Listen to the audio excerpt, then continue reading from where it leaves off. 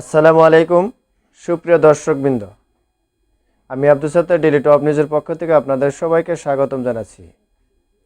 এখন আপনাদের সামনে একটি বিষয় আলোচনার উদ্দেশ্যে আসছি।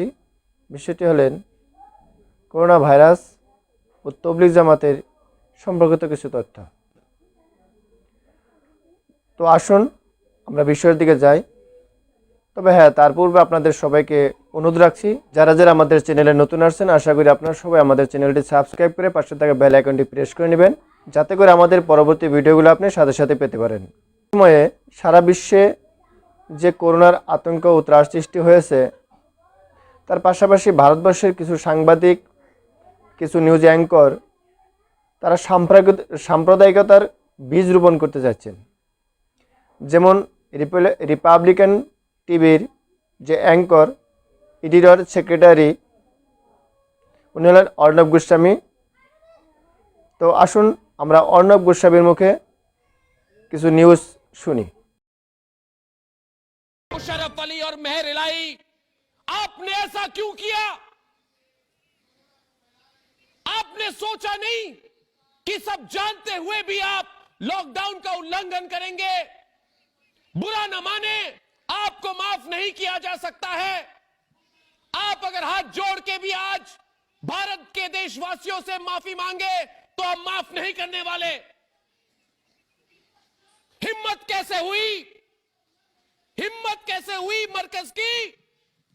हिम्मत कैसे हुई तबलीग की जमात की? किस तरह से कोरोना फैला है इस देश में? अर्नब जी अब जवाब दें। हिम्मत कैसे हुई पहले बताइए मुझे। आप मुझे ये सब ना बताएं। कल वहां से हजारों की संख्या में लोगों को बाहर किया गया, आपने लॉकडाउन को तोड़ा। आपने लॉकडाउन को तोड़ा, सुनने की बात नहीं। आप अपने आप को समझाने की कोशिश न करें। निजामुद्दीन में 13 और 15 मार्च, आप सुनिए मेरी बात। आप सुनिए मेरी बात को। चीखने से देखिए, आप अगर चीख रहे हैं, चीखने से बात समझी नहीं आएगी। मैं चीख नहीं रहा हूँ, मैं कह रहा हूँ जो आप अगर सुनेंगे आप ये समझ लीजिए, आप ये समझ लीजिए मेहर इलाही जी कि आपकी प्रॉब्लम नहीं है। आपने पूरे देश में कोरोना फैलाया है। आप मेरी बात सुनिए। पूरे देश में कोरोना फैलाया है। पूरे देश में कोरोना जो है आदमी की जात देख के नहीं आएगा। पूरे देश में भाई साहब मेरी बात सुनिए, कोरोना जो है किसी की जात देख के, आपने क्यों फैलाई? किसी का धर्म देख के नहीं आएगा। मेरी पहले सवाल सुनिए, आप मैं क्यों सुनूं आपकी बात? आपको मेरे सवाल को सुनना होगा। आपको मेरे सवाल को सुनना होगा। जब आप बोल रहे थे, आप सुनिए मेरी बात। आप बोल रहे थे, मैं बोल रहा था। आप मेरी बात सुनिए। जब आप बोल रहे थे, देखिए हर चीज की हद होती है, लक्ष्मण रेखा पार न करें। ये तरीका होता है बातचीत करने का। देखिए लक्ष्मण रेखा पार न करें। लक्ष्मण रेखा कहाँ पर थी मेरे साथ? लक्ष्मण रेखा पार न करें। आप बोलने का मौका इसलिए नहीं दे रहे कि आपकी बात में कोई वजन नहीं है। आप प्लीज मेरी बात सुनिए। आप बोल रहे थे, मैं चुप था, अब मैं बोल रहा हूँ, आप सुनिए पहले। पूरे देश में कोरोना फैलाया, आप मुझे बोल रहे हैं? शर्म नहीं आती आपको? सुनिए, निजामुद्दीन में क्या हो रहा था दुनिया भर को पता नहीं। क्राइम ब्रांच ने बेवकूफों जैसी बात क्यों करते हैं? आप बेवकूफों जैसी बात क्यों करते हैं? अरे भाई, वायरस फैला चाइना के अंदर, लोग पूरे देश में, चाइना के अंदर वायरस फैला, वहां पे जमात के लोग गए थे? नहीं, पूरे देश के अंदर हम भी हैं। वायरस देख के आपका दिमाग खराब हो गया, या कपड़े देख के आपका दिमाग खराब हो गया। अमेरिका में जमात के लोग हैं क्या? अरे भाई, आपको बोला गया था लॉकडाउन का पालन कीजिए, क्या बात कर रहे हैं आप? जमात के लोग जानते वानते नहीं है, मेडिकल बात कुछ जानते नहीं है, वाहियात बात करते हैं आप इधर, बिना पढ़े लिखे, बिना कुछ जाने कुछ भी वाहियात बात करते रहते हैं। कोरोना को फैलाए पूरे देश में, माफी मांगिए। मेरा दिमाग वाहियात में अरे आपका दिमाग खराब हो गया तो बताइए, आप लॉकडाउन को नहीं मानेंगे? अपने आप को क्या समझते हैं? वायरस, आप अलग देश है, आप अलग मुल्क है, आप अलग मुल्क है, वायरस, आप मुल्क है अलग। मैं कुछ नहीं समझता। आप इस देश में है कि नहीं है? आप भारत में है कि नहीं है? सुनिए मेरी, आप हिंदुस्तान में है कि नहीं है? देश का आप कैसे उल्लंघन कर सकते हैं? हुआ था, फोन लाइन खोल दूं तो समझ पाएंगे देश भर के लोग क्या कह रहे हैं। मैं यहीं पर, मैं अब आप मेरी बात नहीं सुनना चाहते, आप मेरी बात सुनना नहीं चाहते, आप मेरी बात समझना नहीं चाहते। ठंडे दिमाग से मेरी बात सुनिए। कोरोना फैलाया चाइना के अंदर वायरस है, कितने लोगों को छिपा के रखा था? पूरी दुनिया में कितने लोगों को छिपा के रखा था? माता वैष्णो देवी में कितने लोगों को छिपा के रखा था? में सैकड़ों यात्री वहाँ पर रखा था। माता कितनों को छिपा के रखा था? बेकार की बात करते, फिरोज बख्त अहमद डिबेट पर। बालाजी तिरुपति के अंदर, बालाजी तिरुपति के अंदर हजारों लोग हैं। ये वायरस कपड़े देख के आ रहे हैं क्या भाई साहब? ये बेशर्मी की हद हो गई। देख के आ रहा है ये वायरस, कपड़े देख के आ रहा है। अगर हम वायरस फैलाएंगे तो हम नहीं मरेंगे, आप डॉक्टर है जो जानते हैं। आप लोगों को मिसगाइड ना करें, जो मेन मुद्दे हैं उस पर रखिए। आप सही बात बताइए। अरे रंगे हाथ पकड़ा है भाई, हिंदुस्तानी है। अरे क्या बोल रहे हैं आप? रुकिए पहले, हिंदुस्तानी आप रुकिए, लेक्चर मत दीजिए। रंगे हाथ पकड़े गए हो वहाँ पे, उसके ऊपर अरे चोरी और सीनाजोरी, 22 मार्च को चोरी और सीनाजोरी, चोरी और सीनाजोरी। चोरी करी সেটা বোঝা যায় चोरी की बात की है। যে হয়তো ওনাকে পিছন থেকে কেউ না কেউ ওনাকে শক্তি যোগাইছেন, কেননা ওনার কথার মধ্যে কোনো লজিক নেই। যেরকম উনি বলেছেন যে সারা ভারতবর্ষে করোনা ফেলানোর ব্যাপারে তবলিগে জামাত নাকি ব্যবহৃত হয়েছেন। তো ওখানে মৌলানা সাহেব একটি প্রশ্ন করেছিলেন যে চীন দেশে থেকে করোনা শুরু হয়েছে, সেখানে কি তবলিগ জামাত ছিলেন? যেখানে অ্যাঙ্করে প্রশ্ন করবেন এবং কি যারা পার্টিসিপেন্ট তারা জবাব দিবেন। তো এখানে অ্যাঙ্করে শুধু বলে যাচ্ছেন, চিল্লায় যাচ্ছেন, কিন্তু এখানে বলার কোনো সুযোগ দেন নাই। উল্টায় উনি যে ধমকি দিয়েছেন, যে বেয়াকুব বলেছেন, চুর বলেছেন, এটা একটা অমানবিক আচরণ। তো আসলেতে এর দ্বারা বোঝা যায় যে এর পিছনে থেকে কেউ না কেউ ওনাকে প্রশাসনিকভাবে শক্তি যোগানো দেখা যাইতেছে। তবে আল্লাহ পাক ভালো জানেন কে কী হয়েছে, কিন্তু ওনার যে আচরণটা, এই আচরণ আমরা মোটেও সন্তুষ্ট নই। তবে হ্যাঁ, এখানে অর্ণব গোস্বামী বলছেন যে পুরোপুরি ভারতবর্ষে এই তবলিগ জামাতেই করোনা ভাইরাস ফেলাইছেন, লকডাউনকে উল্লঙ্ঘন করেছেন, এমনকি অনেক অনেক বিষয় এখানে বলেছেন। তো এখানে দেখেন তবলিগ জামাত একটি জামাত হযরত মাওলানা ইলিয়াস রহমাতুল্লাহ থেকে শুরু হয়েছেন। সারা পৃথিবীতে দিন ইসলাম ফেলানোর ব্যাপারে, দিন ইসলামকে প্রতিষ্ঠা করার ব্যাপারে যে প্রয়াস এবং চেষ্টা করছেন, সেটা কোরআন হাদিসের কোনো খিলাফ কাজ নয়। তবে আমরা সবাই এই কাজকে সমর্থন করি। হয়তো যদিও আমরা মেহনত করতেছি বা করতে পারতেছি না, সেটা আমাদের ব্যক্তিগত ব্যাপার, কিন্তু আসলে কাজটা সুন্নতি মোতাবেক করা হইতেছে। তো যা হোক, এই ব্যাপারে যদি কেউ কটু কথা বলে, সেখানে আমাদের জবাব দেওয়ার চেষ্টা করতে হবে। তবে আরেকটি ডিবেটে অর্ণব গোস্বামী বলেছেন তবলিগি জামাত নাকি টেরোরিস্ট। আসুন সেই বক্তব্যটি। Of the Tablighi Jamaat Markaz in making India's corona curve so steep, and that too so suddenly. But many of you, in fact, an astounding number of you, have also called us in support in this period. You've told us that you believe in us. You've called me, some of your calls I have taken, and you've told me that we stand shoulder to shoulder with you, with each one of your colleagues. Please go and tell everyone in the Republic Media Network not to be afraid, not to be concerned. And some of you have told us that you are concerned about us. But I shall in fact speak up more loudly than ever before against these people. And I shall share more. I shall share with you today that 1,445 of those infected today are directly because of the Tablighi Jamaat Markaz. That 97% people of Assam, hear me tonight, people of Assam, 97% of all cases in Assam are because of the Tablighi Jamaat Markaz. People of Uttar Pradesh, hear me, 53% of all cases in your state are because of the Tablighi Jamaat Markaz. So they who threaten us, they should apologize.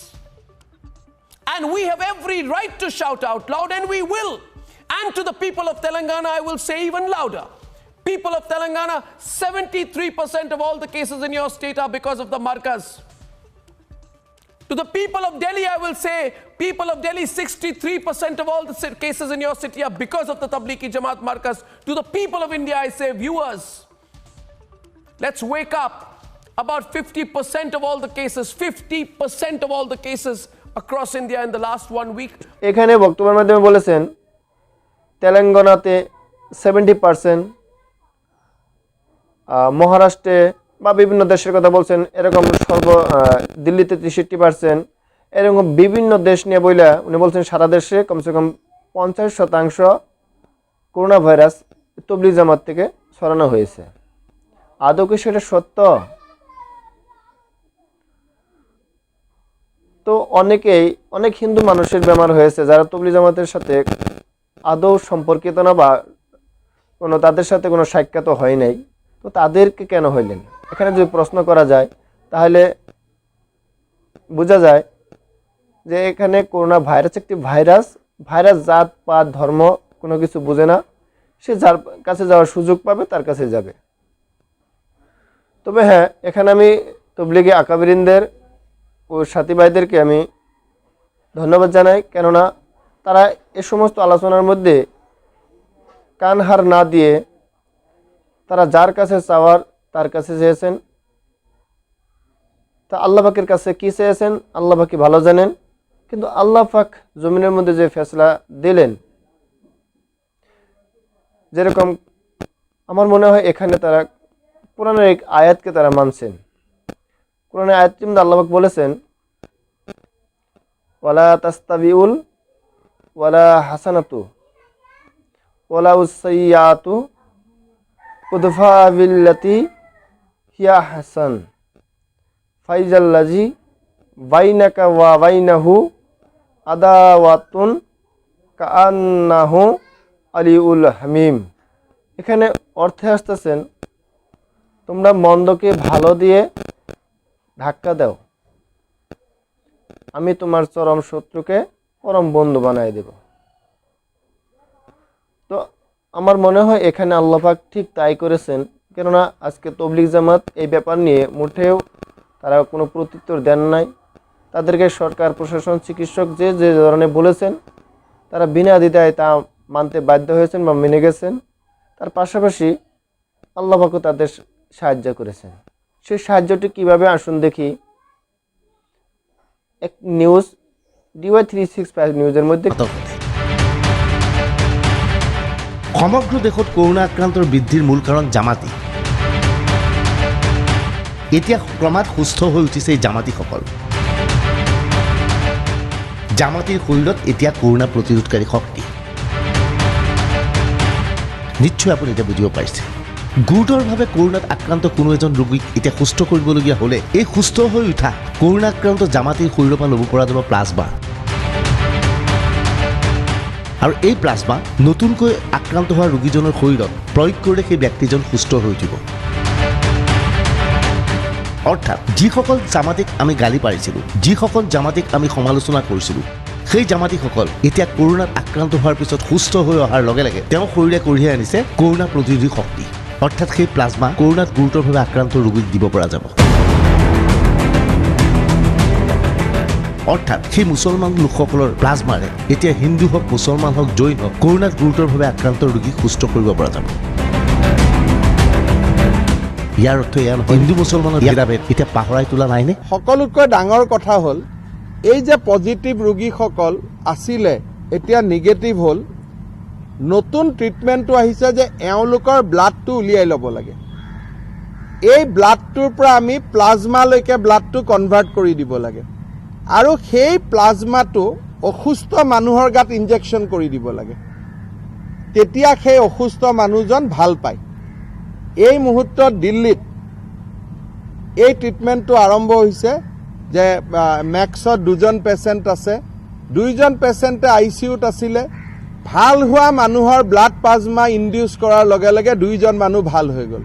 তাৰমানে এওঁলোকৰ গাতটো চেকা আৰু কলংক নাথাকেই, উল্টাই এখেতসকলৰ তেজটো এতিয়া মানৱতাৰ কামত ব্যৱহাৰ কৰিব পৰা অৱস্থাত আহিলে। নিউজ DY365 এর মধ্যে SMS নিউজ এখানে বলেছেন যে তবলিগি জামাতের 2জন সাথীর যাদের করোনা পজিটিভ ছিল তারা এখন সুস্থ হয়ে গেছেন এবং কি তাদের রক্ত দিয়ে যদি প্লাজমা বানানো হয় সেই প্লাজমা দিয়ে অন্য করোনা ভাইরাস আক্রান্ত রোগীকে ভালো করা যায়। তার পাশাপাশি ডক্টর হিমন্ত বিশ্ব শর্মা বলেছেন যে আমরা যাদেরকে যে যা ভাবেছিলাম কিন্তু আজ তারা আমাদের সম্পদ রূপে গণ্য হইতেছে, আজ তাদেরকে আমরা সম্পদ হিসেবে দেখছি, কেননা তাদের মাধ্যমেই আমরা অন্য করোনা রোগীদেরকে ভালো করতে পারবো। হাদিস শরীফ আসছেন আনাস রাদিয়াল্লাহু তাআলা আনহু বর্ণিত হুজুর পাক সাল্লাল্লাহু আলাইহি ওয়াসাল্লাম বলেছেন মানুষের কলব यानी অন্তর আল্লাহ পাকের 2 আঙ্গুলের মাঝখানে। আল্লাহ পাক চাহে তো এদিকে ঘুরাইতে পারেন, আল্লাহ পাক চাহে তো ওইদিকে ঘুরাইতে পারেন। তবে শুধু কলব কেন, আল্লাহ পাক চাইলে তো আমাদের প্রত্যেকটা অঙ্গ প্রত্যঙ্গকেই পরিবর্তন করে দিতে পারেন। ঠিক আল্লাহ পাক আমাদের রক্তকেও পরিবর্তন করে দিতে পারেন। তো আল্লাহ পাক আমাদেরকে বিমারের থেকে সুস্থ করতে পারেন, সুস্থ থেকে অসুস্থ করতে পারেন, এবং কি এমন অবস্থায় যে এক অসুস্থ রোগীকে ভালো করে সেই অসুস্থ রোগীর রক্ত দিয়ে প্লাজমা বানাইয়ে অন্য রোগীকেও আল্লাহ পাক সুস্থ করে দেখাচ্ছেন। তবে যে সময় সারা ভারতবর্ষে এই তবলিগি সাথীদেরকে নিয়ে যে ধরনের ঘৃণাকৃত চর্চা চলছিলেন, এমনকি কোনো কোনো গ্রামের রাস্তার মধ্যে লিখে দিয়েছিলেন যে মুসলমান নো এন্ট্রি। অনেক অনেক জায়গায় সবজি কেনার আগে ব্যাপারীকে জিজ্ঞেস করতেন তোমার নাম কি, অর্থাৎ মুসলমান হলে সে তার থেকে সবজি নেবে না। এই যে হিন্দু মুসলমানের একটা যে ভাব সৃষ্টি করে দিয়েছিলেন এক ধরনের নিউজ এডিটর বা নিউজ অ্যাঙ্কররা, আজ সেই ভাবের মধ্যে আল্লাহ পাক পানি ঢেলে দিলেন। কেননা এখানে স্পষ্ট বলা হইতেছে যে তবলিগ জামাতের যে সমস্ত সাথীরা আক্রান্ত হয়েছিল তাদের মধ্যে ইমিউনিটি পাওয়ারটা বেশি, আর সেই ইমিউনিটি পাওয়ারপূর্ণ রক্তের থেকে প্লাজমা বানানো যায়, আর সেই প্লাজমা দিয়ে অন্য রোগীকে ভালো করানো যায়, সেখানে চাই সে হিন্দু হোক, চাই খ্রিস্টান হোক, চাই মুসলিম হোক। তো এই ব্যাপারে অনেকে অনেক ধরনের মন্তব্য করে।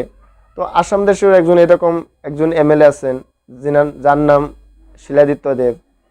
তো এই ব্যাপারে শিলাদিত্য দেব কি বলবেন? সে কি রক্ত গ্রহণ করবেন না নাকি করবেন যদি কোনো হিন্দু ভাইদের হয়ে থাকে? সেজন্য আমার সবার প্রতি অনুরোধ রইল আমরা যেন কেউ কাউকে ছোটো না করি বা ছোটো মনে না করি বা ঘৃণা না করি। কেননা আল্লাহ পাক চাহে তো কখন সেই ছোটোকে বা ঘৃণাকৃত ব্যক্তিকে এমন বড় আল্লাহ পাক বানিয়ে দিবেন যে আমাকে কোনোদিন তার দ্বারস্থ হতে পারে।